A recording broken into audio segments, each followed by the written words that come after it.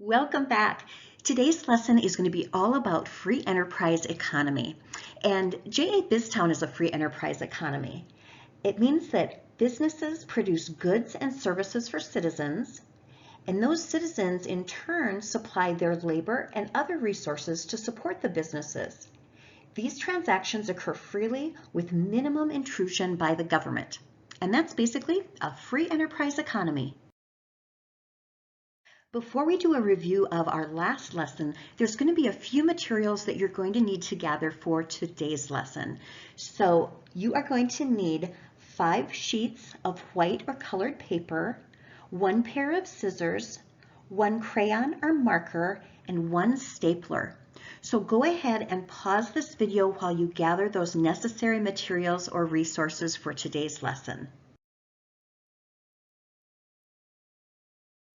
In our last lesson, we talked all about the flow of the economy inside of a city. And let's take a look at our poster that's on the screen right now and just do a quick review. So entrepreneurs own a business, for example, that sells lemonade. They provide a good, which is lemonade, to the people. Arrow A represents that exchange. Citizens then pay money for the good, that's arrow B, and people provide natural and human resources for the lemonade business. That's arrow C. The entrepreneurs pay for these resources, and that is arrow D. And all of these exchanges demonstrate what's called trade.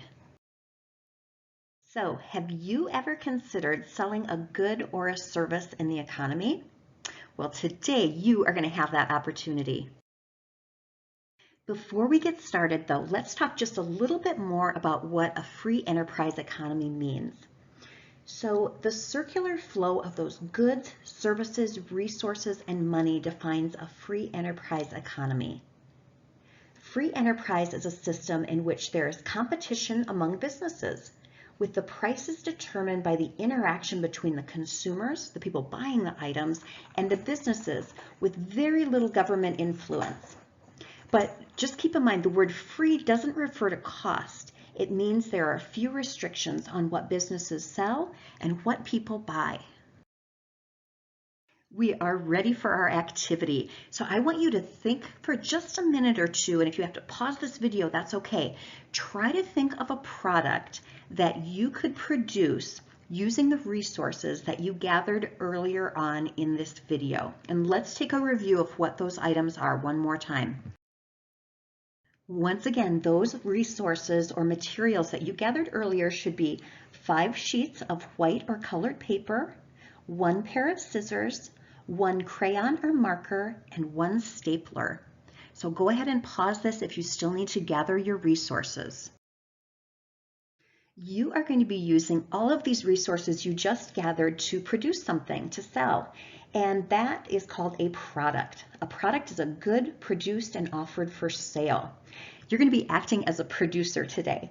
A producer is a person who creates or supplies goods or services. So I would like you to take about 5 minutes, figure out what kind of product you're going to create, and then I'd like you to use your resources to create what's called a prototype. A prototype is a model or sample of a good to be produced. Pause this video for 5 minutes while you create your prototype. Great job creating your prototype. Now, take a moment and look at your prototype and come up with a creative name to call your product that you're going to be manufacturing at the end of our activity.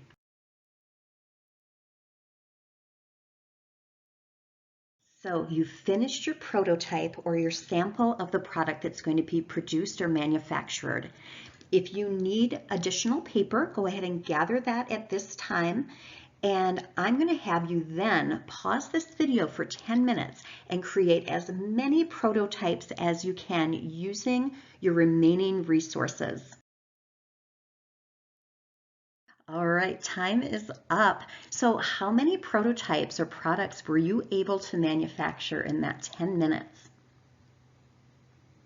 Do you think if you had more than one person manufacturing those products, you could have made more of those? How about your resources? Did you end up running out of your resources, or did you have some that were left over? Businesses have the right to make decisions about how to use their resources so that they can make a profit. And a profit is the money that's left over after a business pays all of its costs. Let's talk again about how many products you were able to manufacture in that 10 minutes. What if there were more people that wanted your product than you were able to manufacture? That's actually a real problem found in business, and it's known as something called scarcity. Scarcity is a situation in which people can't have everything they want because of limited resources. All societies have limited resources, so businesses must decide three things: what to produce, how to produce, and for whom to produce. So how did you decide what product to produce? Was it based on the resources and materials you were given? Or did you have a really creative idea? And then how did you organize your resources? Do you think having a lot of people creating the product, you would have made more than just having one person manufacture the product? And who should receive the goods if there aren't enough for everyone? Should those goods go to the smartest, the richest, or the people who need them the most? In a free enterprise economy, it is businesses and consumers through the act of selling and buying who make the decisions about what will be made, how it will be made, and for whom they will be made. Excellent job, everyone. We have now made it to our thumbs up or thumbs down review. Once again, if I say a statement and you think that statement is true, give me a thumbs up. If you think it's false, give me a thumbs down. Thumbs up or thumbs down. The three basic economic questions faced by an economy are: what to produce, how to produce, and how much to charge. Ooh, false, thumbs down. The correct questions are: what, how, and for whom to produce. How much to charge is a concern of businesses after the production of the goods. Thumbs up or thumbs down. Economies face the questions of what, how, and for whom because of scarcity.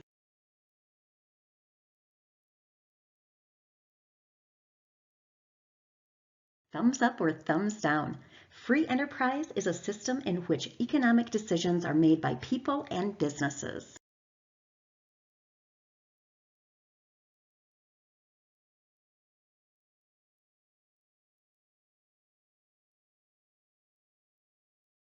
Our final lesson in the unit Community and Economy will focus on public goods and services and how taxes pay for those things.